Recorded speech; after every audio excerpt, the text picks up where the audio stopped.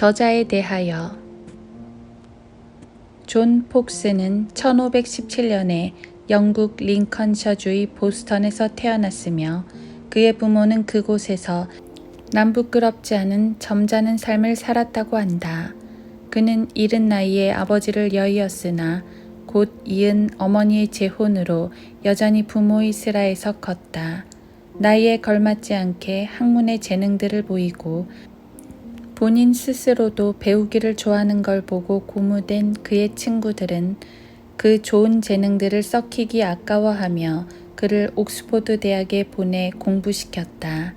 그는 그곳 옥스포드에서 수학하는 동안 지성에 있어 그 뛰어남과 예리함으로 단연 두각을 나타냈으며 그가 지닌 지칠 줄 모르는 열정과 근면이 동료 학우들과의 경쟁심과 맞붙으면서 이 지성은 진보의 일로를 내딛게 되었다.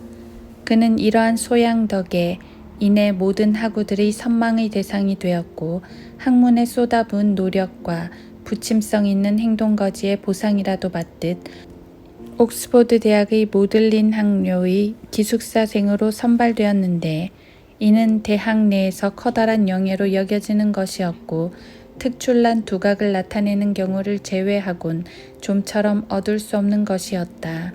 얼핏 보기에 그의 천재성은 시에서 두각을 나타내는 듯 했으며 그가 지은 몇몇 라틴 희극들은 아직까지도 보존되어 있다. 그러나 그러한 화려한 배경에도 불구하고 그는 하나의 더 심각한 주제, 즉 거룩한 하나님의 말씀을 공부하기로 생각을 바꿨다. 사실 그는 신학을 공부하면서 신중함보다는 열정이 더 앞섰고 자신이 종교개혁 쪽으로 기울고 있다는 것을 깨달았다. 이 종교개혁은 그가 그것의 지지자들이나 그들을 비호하는 이들에게 알려지기 전부터 이미 진행되고 있었으며 이러한 상황이 그가 당한 첫 번째 고난들의 원인을 제공했다는 것을 나중에 알게 되었다. 그는 종종 다음과 같이 단언했다고 한다. 그가 로마 카톨릭의 교리를 파고들기 시작한 것은 본질상 서로 모순되면서도 사람들에게 강요되는 그것의 온갖 교리들을 알아차리고부터 로마 카톨릭에 결연히 순종하기로 했던 마음이 다소 흔들리기 시작하더니 결국에 가서는 그 나머지 것들에 대한 혐오감이 서서히 고개를 들었기 때문이라고 말이다. 그의 첫 번째 관심사는 고대와 현대의 로마 카톨릭 교회사를 조사하여 그것의 발단과 진행 과정을 확인하고 그동안에 있었던 그 모든 논쟁의 원인들을 고찰해서 그것들의 영향, 실질성, 결함 등을 심혈을 기울여 평가하는 것이었다. 30이 되기도 전에 그는 그리스와 라틴 교부들, 여타 학식 있는 저자들, 공회의 의사록들, 추기경 회의의 법령 등을 공부하여 히브리어에 있어 대단한 역량을 갖추게 되었다. 이것들을 공부하려고 상당한 시간을 쏟아부은 그는 심지어 날밤을 새기가 일쑤였고 그렇게 쉴 새 없이 공부한 후에는 바짝 조여진 마음에 여유를 갖기 위해 학교 근처 조그만 숲 외딴 나무 그늘을 찾아가곤 했으며 이렇듯 한적하게 산책을 즐기던 그가 종종 복받치는 슬픔을 참지 못해 강한 한숨과 함께 많은 눈물로 하나님께 드리는 기도 소리가 들려왔다고 한다. 이렇게 밤마다 으슥한 곳으로 찾아가는 일이 후에 결국 로마 카톨릭으로부터 마음이 멀어진 게 아니냐는 의심을 사게 되었고 행동 변화에 대해 추궁받던 그는 거짓으로 둘러대는 일을 수치로 여기며 자신의 속마음을 털어놓았다. 결국 학교 당국에 의해 유죄 판결을 받고 이단으로 낙인 찍혀 퇴학을 당했던 것이다. 이 일을 전해 들은 그의 친구들은 그에게 몹시 화를 내었다. 그러나 이렇게 친구들에게 버림받은 그에게 몸 숨길 기회가 찾아왔다. 즉 워릭셔 주의 토마스 루시경이 그를 아이들 가정교사로 집에 불러들였던 것이다. 그 집은 스트래트포트 온 아본에서 몇 발치 떨어지지 않은 곳에 있었고 바로 이 저택이 수년 후 셰익스피어가 여느 개구장이들처럼 진창에서 뒹굴며 천진난만한 모험을 즐기던 곳이었다. 폭스가 죽던 해에 셰익스피어는 3살이었다. 그 후 폭스는 루시경의 집에서 결혼식을 올렸다. 그러나 그는 로마 카톨릭의 신문관들에 대한 두려움에 내몰려 서둘러서 그곳을 떠났다. 왜냐하면 세상이 다 아는 범죄들의 꽁무니를 쫓아다니는 것으로 배를 채우지 못한 그들이 이번에는 가족들 내에서만 쉬쉬하는 것을 사사건건 캐들어오기 시작했기 때문이다. 그래서 이제 그는 더 이상 걸리적거리지 않고 자유롭게 살기 위해 시도해야 할 최상의 방책이 무엇인지 고민하기 시작했고 결국 장인어른이나 의붓아버지에게로 가야겠다고 마음을 굳혔다.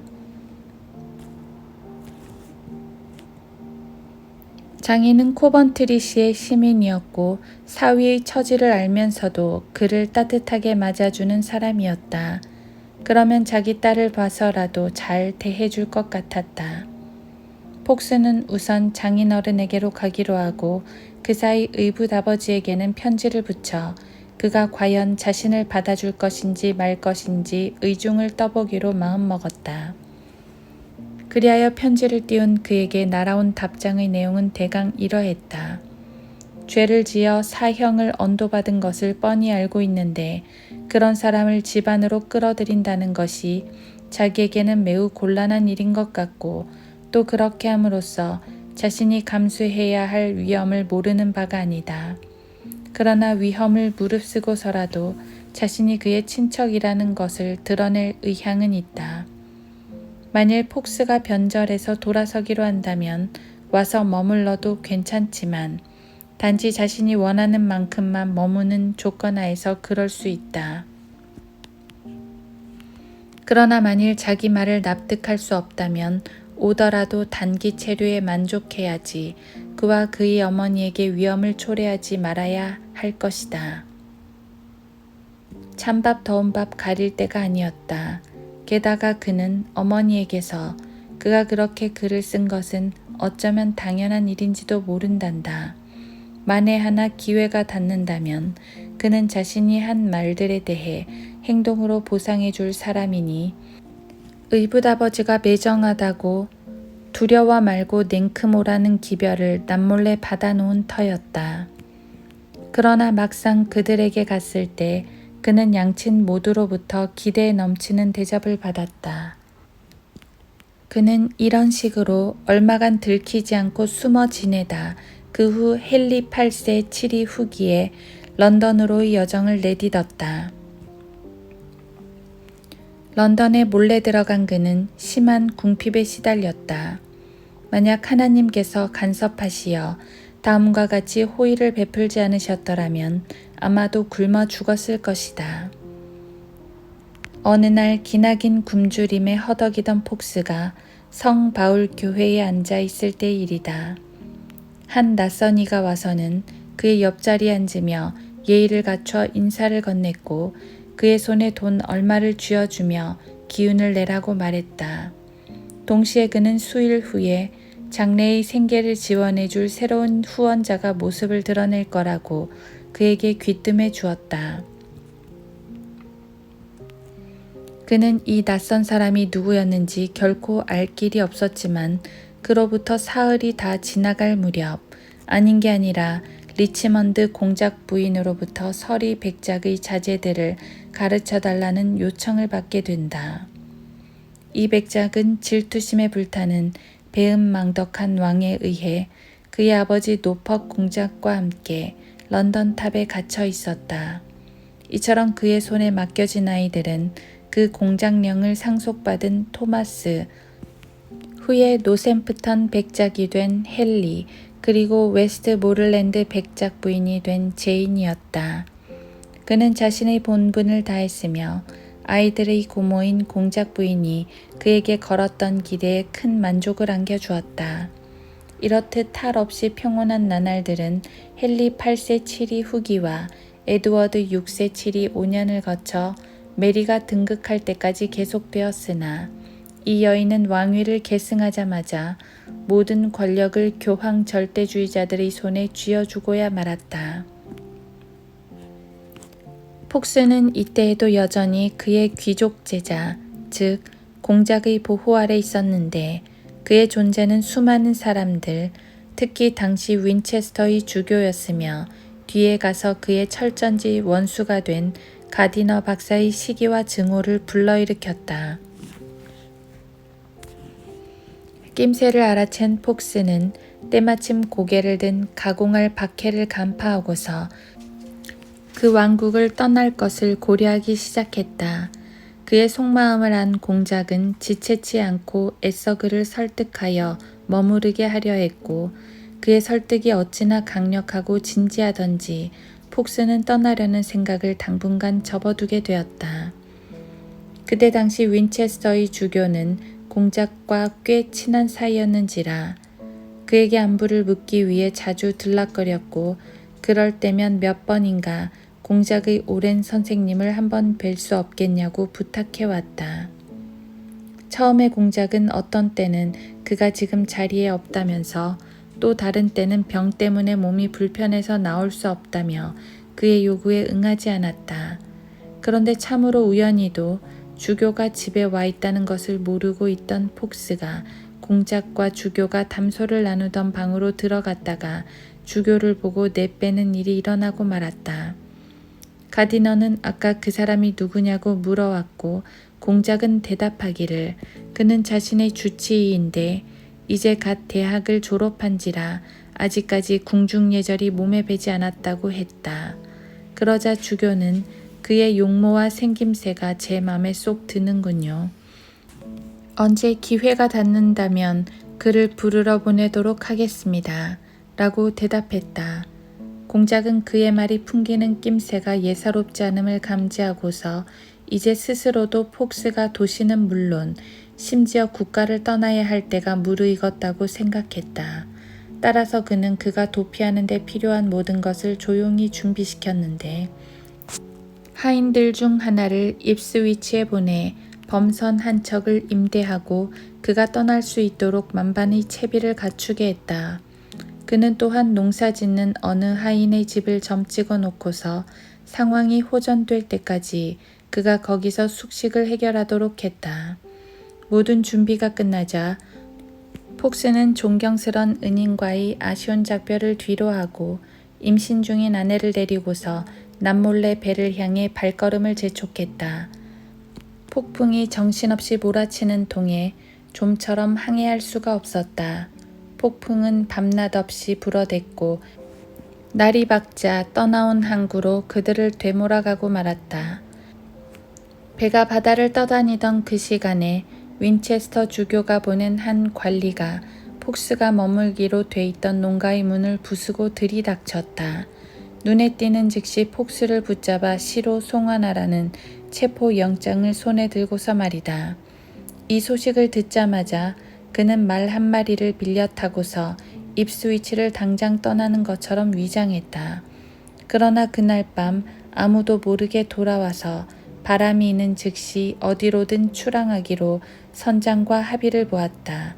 그는 선장이 하나님께서 그의 일을 번성케 해주시리란 것을 의심치 않고 하던 일을 계속해서 추진해 나가기를 바랄 뿐이었다. 그 바다 사나이는 애써 의심치 않으려 했으며 이틀이 채 지나지 않아 그의 승객들을 뉴포트 항에 안전하게 내려주었다. 그곳에서 며칠 숨을 돌린 후 폭스는 베이스를 향해 출발했으며 거기서 잔인한 박해자들을 피해 고국을 등지고 살 길을 찾아온 수많은 동포들을 만나게 되었다. 그는 이들과 합류했으며 행적과 유적들을 통해서 본 교회사를 집필하기 시작했다. 이 책은 1554년에 베이슬에서 라틴어로 된 초판이 찍혀 나왔고 1563년에는 영국에서도 출간되었다. 그러는 사이 메리 여왕이 세상을 뜨자 개혁을 맛본 신앙이 영국에서 다시 활기를 띠기 시작했고 로마 카톨릭 도당은 급격한 쇠락의 일로를 내딛었다. 그리고 그녀의 사망 소식을 접해 들은 프로테스탄트 망명자들이 숱하게 고국으로 돌아왔다. 마침 엘리자베스 여왕이 등극하는 날에 폭스도 이들 사이에 끼어 영국으로 돌아왔다. 도착하자 그는 예전에 가르쳤던 제자 노퍽 공작이 이제는 자신의 믿음직하고 활달한 친구로 변해 있는 걸 알게 되었고, 죽음이 그와 그의 은인을 갈라놓을 때까지 그들은 친구로 남아 있었다. 그가 죽은 후 폭스는 그 공작이 유증하고 아들 서폭백작이 승인한 연금을 상속받았다. 이 선한 남자의 성공 행보는 여기서 멈추지 않았다. 국무장관이 그를 여왕에게 청거하자마자 그녀의 남편 세실 대제가 그에게 솔즈베리의 수록 성직자직을 마련해 주었던 것이다. 그러나 그가 여간에선 그것을 수락하려 하지 않을 것이기에 강제로 떠맡기다시피 한 면도 없지 않았다. 다시 기반을 잡아가자 곧 그는 내심 뿌듯하게 여기는 순교사를 개정 증보하는 일에 몰두했고, 각고의 노력으로 끊임없이 연구한 끝에 그 유명한 걸작을 11년 만에 마무리 지었다. 1570년. 더 세밀한 정확도를 기하기 위해 그는 이 방대한 책의 한 행 한 행을 친필로 적으며 모든 기록들과 문서들을 직접 베껴 내려갔다. 그러나 연구에 몰두하느라 자신을 위해 한시도 틈을 내지 않거나 생리적으로 필요한 휴식이나 기분 전환을 갖지 않는다면 누구라도 탈이 안 나겠는가. 아닌 게 아니라 그렇게 과도하게 일에만 열중하다 보니 건강이 극도로 쇠약해지고 수척해진 몰골이 차마 눈뜨고는 못 볼 지경이 된지라 어쩌다 한번 만나 이야기를 나누는 친구나 친척 같은 이들은 그가 누군지 거의 알아볼 수 없게 되었다. 날이 갈수록 기력이 빠져나가는데도 그는 여느 때나 다름없이 하던 일을 지칠 줄 모르게 계속해 나갈 뿐, 힘드니 좀 쉬엄쉬엄 하라고 제 아무리 설득해도 좀채 말을 듣지 않았다. 교황주의자들은 그들이 오류와 잔악성을 밝혀놓은 그의 교회사가 자신들의 입지에 얼마나 큰 손상을 입힐지를 내다보고서 그의 저서의 평판을 떨어뜨리기 위해 온갖 수작을 다 부렸다. 그러나 그들의 앙심은 폭스 자신과 크게는 하나님의 교회 모두에게 큰 도움이 되었는데, 이는 그들이 그러면 그럴수록 폭스는 더더욱 군발하여 면밀하기 짝없는 주의를 기울여 기록된 사실들의 객관적 확증성과 정보를 얻어낸 근거들의 정당성을 신중히 비교 검토하였고, 결국 그의 책만 본질적으로 귀중하게 되었기 때문이었다. 한편 그는 이와 같이 진리의 명분을 세우는 일에 끈덕지게 몰입하면서도 자신의 다른 본분들은 등한시하지 않았다. 말하자면 그의 이웃들 중에 영적으로든 물질적으로든 궁핍에 처해 있는 이들에게 도리를 다해 온정을 베풀며 관심을 쏟았던 것이다.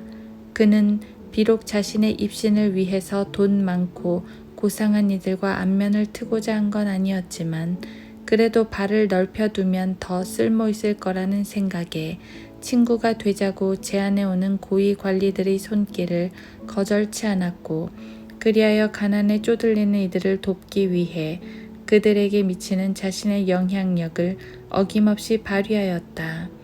그의 성실과 사랑이 널리 알려지면서 부유한 사람들이 상당량의 기부금을 보내는 일이 잦아졌고, 그는 그것을 받아 궁핍한 이들에게 나눠주었다. 또한 그는 친구들과 식사를 같이 할 기회가 생기면 음식을 즐기기보다는 예를 갖추기 위해 참석했으며, 그렇게 해서 그들에게 그가 불참하더라도 그건 식욕이 가져오는 유혹에 노출될까봐 두려워서 그러는 게 아니라는 믿음을 새겨주었다. 한마디로 그의 인품은 인간적으로 보나 신앙으로 보나 조금 더 흠잡을 데가 없었던 것이다. 근간의 피에 메리에 의해 저질러진 박해들을 떠올리는 그의 펜끝에선 쓰라림이 배어나왔을 것이다. 그러나 그가 개인적으로 그 누구보다도 융화적인 사람이었다는 사실을 염두에 둘 때 그가 자신을 낳아준 로마 카톨릭과의 연을 단호히 끊음과 동시에 최초로 프로테스탄트 형제들과의 화합을 꾀했다는 것은 참으로 보기 드문 일이다. 이는 그가 진정한 관용의 사도였기 때문이다. 1563년 영국에서 역병, 즉 패스트가 창궐하여 많은 이들이 자신의 의무를 내던졌을 때도 폭스는 자기 자리에 남아 소외된 이들을 돕고 부자들의 자선 대리자로서의 소임을 다했는데, 그러는 그를 두고 나도는 이야기는 어떤 사람이든지 그 무엇을 그리스도 이름으로 요구하면 그는 결코 거절치 못하고 그것을 베푼다는 것이었다. 너그럽고 마음 씀씀이가 깊은 그는 엘리자베스 여왕으로부터 얻고 있는 두터운 신망을 힘입어 그녀로부터 종교적 신념이 다른 이들을 죽이는 잔인한 관행을 더 이상 하지 않겠다는 확답을 얻어냈는가 하면, 여왕은 그를 존경하여 그를 가리켜 우리의 아버지 폭스라고 불렀다. 폭스는 아직 생명이 붙어있는 동안 자신의 작품이 낳는 열매들 속에서 기쁨을 누렸다. 그것은 4번의 개정 증보판을 냈고 주교들은 명령을 내려 그것을 영국의 모든 교구 교회들에 비치게 했다. 그러나 당시에 성경이 그랬던 것처럼 사람들이 손대지 못하도록 성경대에 쇠사슬로 채워져 있는 게 자주 눈에 띄었다. 오랫동안 그의 사역과 그의 펜, 그리고 인정 많고 유익을 끼치는 거룩한 삶이 발산하는 때묻지 않은 광채로 교회를 섬겨온 그는 1587년 4월 18일 70세를 일기로 자신의 혼을 그리스도께 유순히 맡겨드렸다. 그는 크리플러게이트의 성 가일즈 교회에 안치되었는데, 그는 과거 엘리자베스 통치 초기에 크리플러게이트 교구에서 얼마간 교구 목사를 지낸 바 있었다.